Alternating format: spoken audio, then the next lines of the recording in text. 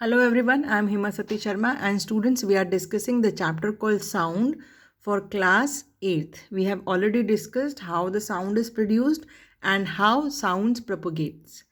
In today's class we are going to study the structure of ears. So you see this is the picture which is showing structure of ears. So this is the external ear which or we the part of the ear we are able to see in our body. So this is external ear and this is called pinna. So basically this ear it acts as a funnel to collect the sound waves. Now these waves travels through external ear canal and they reach the middle ear. Now middle ear, this is eardrum or the tympanic membrane.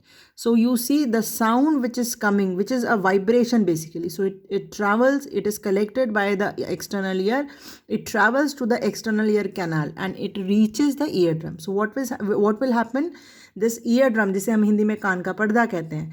So now this sound wave which is vibrating will start vibrating this eardrum. Now this eardrum in the middle ear is connected with three bones, which is malleus, incus and stapes. These bones will magnify this sound, or they will amplify the sound, and it will be transferred to inner ear through cochlea.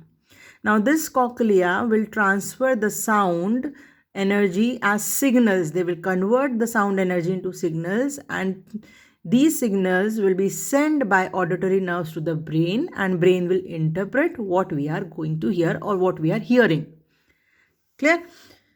So we hear sound through our ears. The funnel shaped outer ear collects the sound, which I told you that this is the funnel shaped ear.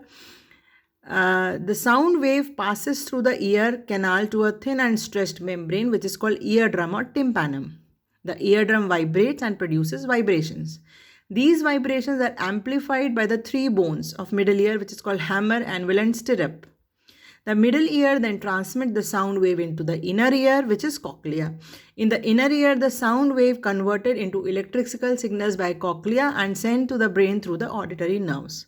Now the brain interprets the signal as sound, and that is how we can hear. So again, we can see this is external ear panna, which is collecting all the sound waves. This is eardrum. Now sound waves enter through your outer ear and travel through ear canal to your eardrum. This eardrum starts vibrating.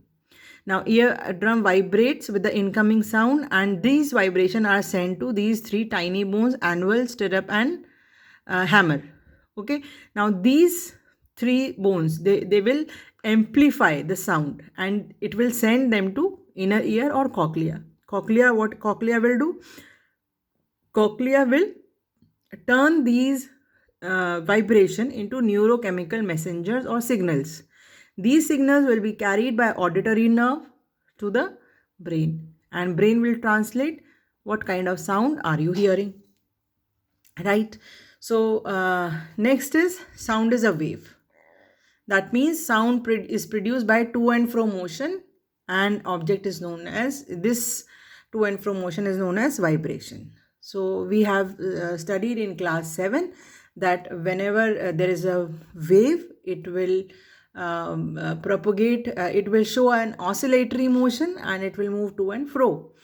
So sound propagates from one place to another in the form of waves. Unlike light travels in straight line and sound travels in the form of waves. Because what is happening? Sound is energy. So energy, when once energy is given to the particle of the medium, it has energy. It will start moving. It will start doing motion, and that kind of motion will be vibratory motion. So what is happening? If there is no sound energy, or there is no energy in the particle, it will be staying there at one place, or it will be stationary. But as soon as the energy is given to the particle, starts moving. So now it is disturbance of particle. So whenever sound energy hits the particle of the medium, that particle gets disturbed and starts vibrating.